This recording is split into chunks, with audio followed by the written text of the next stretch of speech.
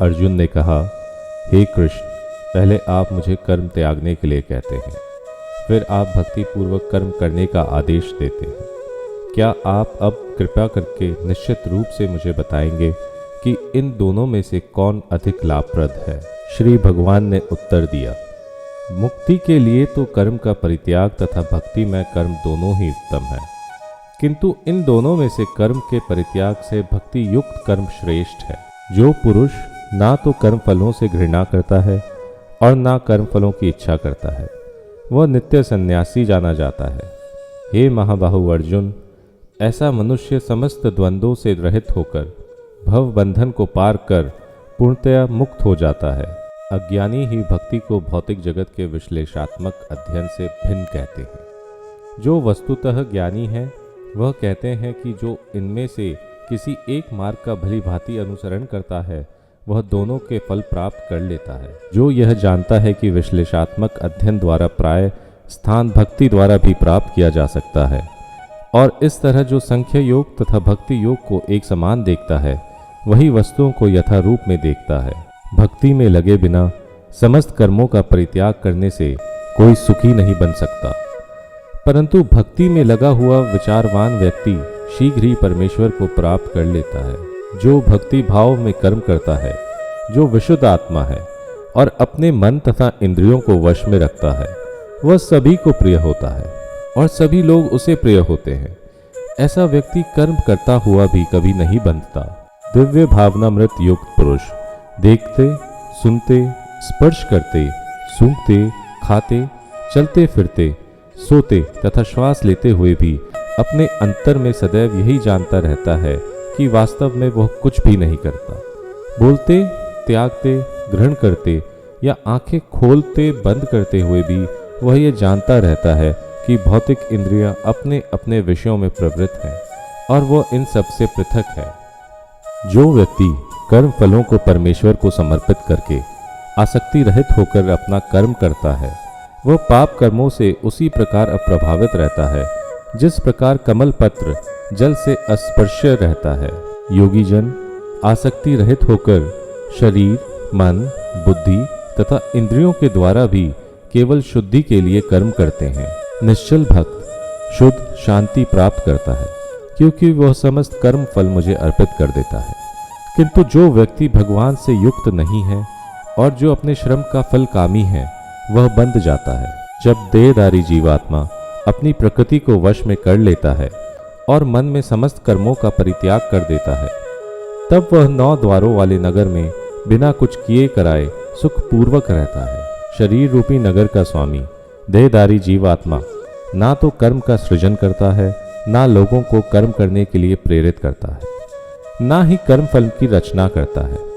यह सब तो प्रकृति के गुणों द्वारा ही किया जाता है।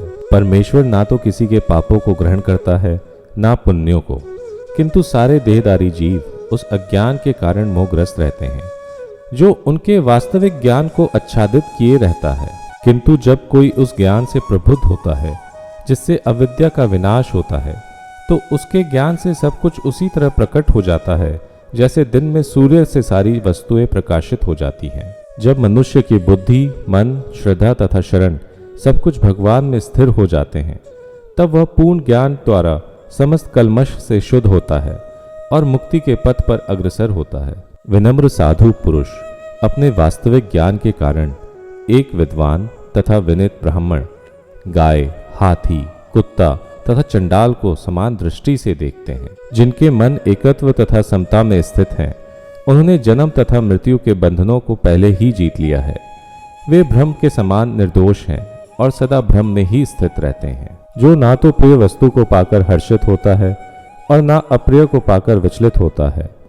जो स्थिर बुद्धि है, जो मोह रहित और भगवत विद्या को जानने वाला है, वह पहले से ही भ्रम में स्थित रहता है। ऐसा पुरुष भौतिक इंद्र सुख की ओर आकृष्ट नहीं होता, अपितु सदैव समाधि में रहकर अपने अंतर में आनंद का अनुभव करता है। इस प्रकार स्वरूप प्रसिद्ध व्यक्ति पर ब्रह्म में एकाग्रचित होने के कारण असीम सुख भोगता है। बुद्धिमान मनुष्य दुख के कारणों में भाग नहीं लेता जो कि भौतिक इंद्रियों के संसर्ग से उत्पन्न होते हैं। हे कुंती पुत्र, ऐसे भोगों का आदि तथा अंत होता है चतुर व्यक्ति इनमें आनंद नहीं लेता। यदि इस शरीर को त्यागने के पूर्वक कोई मनुष्य इंद्रियों के वेगों को सहन करने तथा इच्छा एवं क्रोध के वेग को रोकने में समर्थ होता है तो वह इस संसार में सुखी रह सकता है। जो अंतःकरण में सुख का अनुभव करता है, जो कर्मठ है और अंतःकरण में ही रमण करता है तथा जिसका लक्ष्य अंतर्मुखी होता है, वह सचमुच पूर्ण योगी है। वह पर ब्रह्म में मुक्ति पाता है।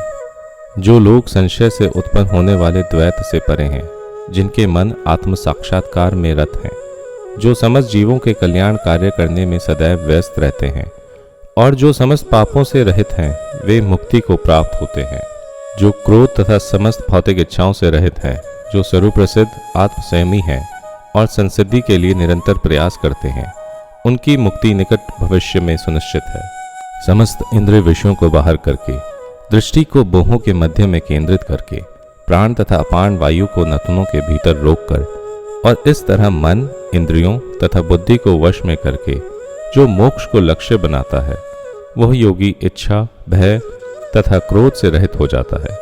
जो निरंतर इस अवस्था में रहता है, वह अवश्य ही मुक्त है। मुझे समस्त यज्ञों तथा तपस्याओं का परम भोक्ता, समस्त लोकों तथा देवताओं का परमेश्वर एवं समस्त जीवों का उपकारी एवं हितैषी जानकर मेरे भावनामृत से पूर्ण पुरुष भौतिक दुखों से शांति लाभ प्राप्त करता है।